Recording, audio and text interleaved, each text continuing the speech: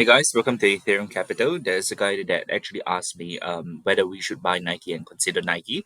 And here's my take on Nike stock.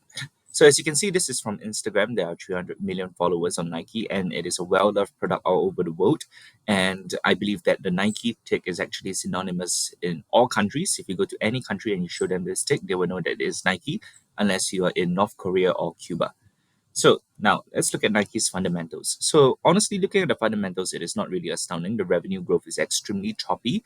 We can see in periods such as in 2020, it dropped around 4%, and then there was a sudden boom due to its direct-to-consumer app, and then it stabilizes and is now flatlining. So one of the main things that I dislike about Nike is the fact that it is actually a retail company, and a retail company basically has product risk. So a lot of people think that Outer Beauty is a retail company, but I believe that Outer Beauty does not have any product risk at all because all of the innovation and R&D is actually simply by the products itself. And if the products is not working, they can simply just sack it and put the shelves with new products. However, for Nike, they have to be extremely good at innovating and as well as basically meeting the consumers' demands, as well as making sure that their high-end products are better than the competitors' products. So for me personally, Nike's competitive advantage is not really apparent to me. It is simply branding, and honestly, for brand power, it is one of the weaker competitive advantages. The other thing that I dislike about Nike is the return on invested capital. As you can see, it is basically quite low. It is around 11 to 12%, and it only has about 2% more than the WACC, the weighted average cost of capital. So Nike fundamentals do not look great. Now let's look at earnings per share growth of Nike. So the earnings per share growth of Nike over the past 10 years is only at 9.61%. And if you look at the current P valuation of the stock, it is close to 20 PE. So this is a company that is growing at around 10% and is as 20 PE. So it means it has a 2 PEG ratio. Then you compare that to Google, which is trading at 18 PE, and it had a 30% growth year on year over the previous year. And over the past 10 years, Google has been growing at 20 plus percent. So you have a situation where Google is trading around a 1 PEG, and you have a situation where Nike is trading at around a 2 PEG. So Google is definitely way cheaper than Nike. And in my opinion, I believe that the problems that Google is facing now is actually not as significant as Nike's products because they have a build-up of excess inventory currently. So let's look at the reason why Nike stock is down significantly from its highs. First of all, is because there's a loss in the market share due to management error. The previous CEO, what he did, he would emphasize on D2C. D2C is basically building their own platforms instead of using retailers to directly engage with the customers. So D2C actually improves the margin of the Nike's products, which is beneficial during the COVID-19 period because it was on lockdown. So everyone had to buy online regardless of what. And since Nike actually managed to pivot significantly and quickly, it is actually able to basically ride the wave of online digital retailing for shoes. However, when the COVID-19 lockdown stopped and people returned to retailers such as your Foot Locker, what happened was that because Nike is not on the product shelves on these stores, the sales and the revenue of the company actually started to decline because you do not have any brand awareness of Nike. You do not see the shoes themselves when you go to a retailer, and you are less likely to buy them. So this less brand visibility actually led to lower revenue. And due to that, there's actually currently a large amount of inventory that is selling at a discount to clear them off. If you go to Nike stores, you can see that most of them are 20 to 30, even 50% off the original price. So this is definitely a negative on the margins of the company in the short term, and it is arguable whether they are able to recover from that. The second thing is that your largest market segment that is growing is actually China, and Nike has exposure to China. However, there are strong competitors like Anta. Full disclosure, I do own Anta sports products. I recommend you guys to actually look into the company. I believe that Anta is a better company than Nike, and I actually entered around 4 to 5% of my portfolio into Anta at around $75. So there's a couple of things that are driving Nike's lower sales in China. First of all, there's a couple weakening economy in China. So basically, when people are actually less well off, they are not willing to splurge on products. Nike shoes can range anywhere from $150 to $200 Sing dollars in China.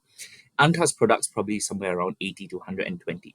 So if you look at the revenue and growth of Anta products, it is extremely amazing and is growing consistently even during a period of economic downturn. The other thing that what I noticed, right, as someone that is a consumer, there's a growing dislike of Western goods and the threat of tariffs that may impact Nike.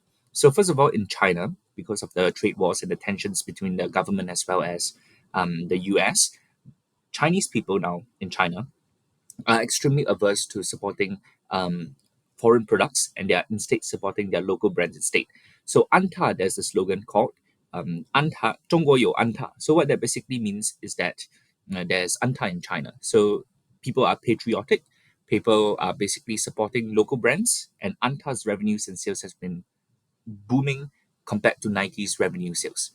So for me personally, Nike faces a lot of challenges. First of all, there's a structural challenge that is always consistent in Nike, which is the fact that it has to consistently innovate and consistently be the topmost in fashion, and they have to spend a lot of market on advertising.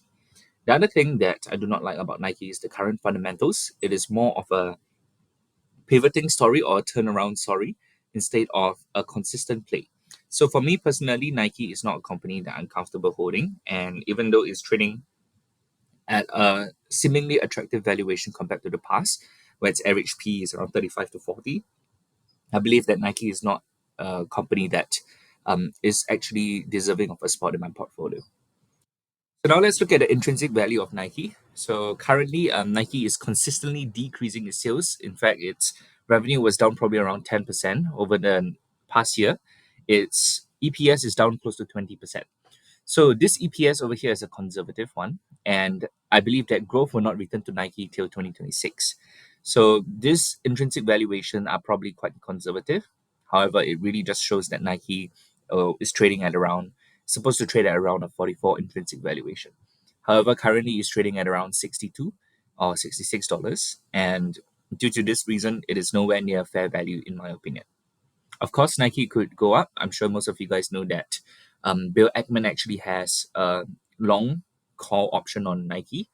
And even though he has lost quite a lot of money recently, it is unrealized. It is highly likely that Nike will return it to its previous highs if possible, if there is a turnaround that is occurring for Nike.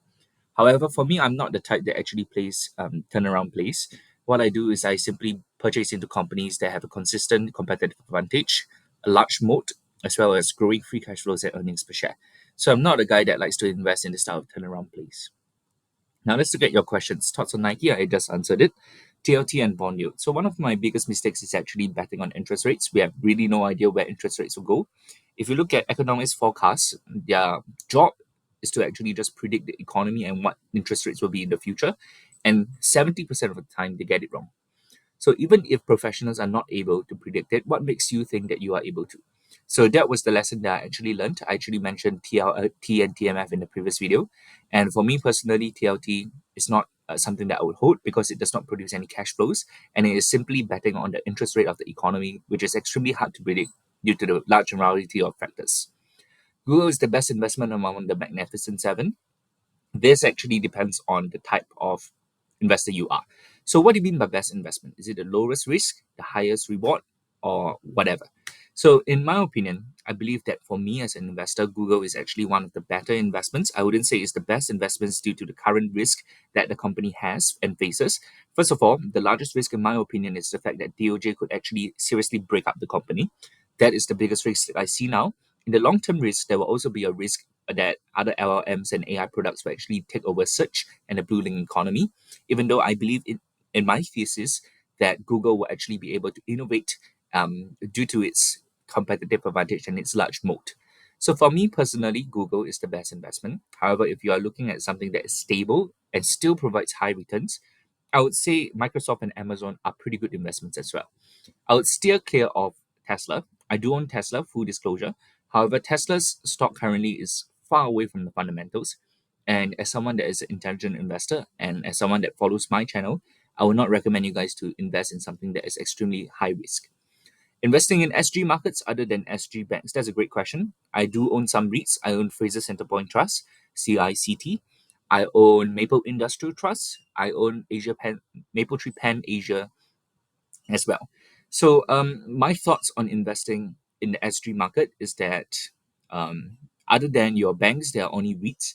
And the problem about REITs is that they actually do not retain much earnings. So 90% of their dividends are actually paid out to 90% of their free cash flow are actually paid out. And unlike banks that are able to retain earnings and reinvest into the company, REITs are not really able to grow much.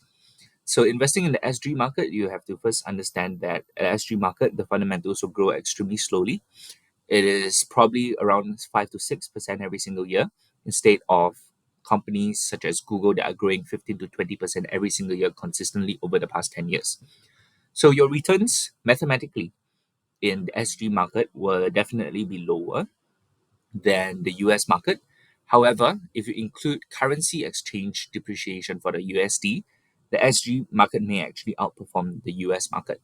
However, for me personally, I do not really look at the geographical location of the companies that I invest in. So, for example, I mentioned I invest in Anta, it's a Hong Kong company.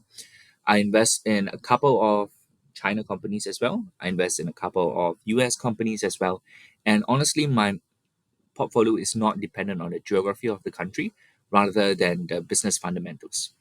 Marvel. Okay, so for Marvel, I actually did some background checks on it. So Marvel apparently is similar to Nvidia. It's a graphic design company, and for me personally, I do not think that Nvidia has a moat. So this may be actually controversial, but I believe that Nvidia is only moat currently is innovation and the ability to design better and better chips compared to its competitors. And this mode may actually be able to disappear in a period of time. So, for example, back in the days, Intel was a dominant player in producing chips. However, you have the Korean government coming in that is sponsoring large amounts of money to companies at a loss, and they actually managed to break Intel and kick Intel out of the market. And now, currently, most of the chips are actually produced by the Samsung market or the Korean market. So, Marvel, in my opinion, is something that I do not really understand. It is a company that I do not see a competitive advantage in. However, if you are actually in a company that is, however, if you're actually working in the semicon company and you actually understand the competitive advantage of Marvel, you could invest in it. However, as someone that does not really understand how semiconductors work, I do not really see a competitive advantage in the design of semiconductors. However, in the production of semiconductors, I would highly recommend you guys to actually look at ASML.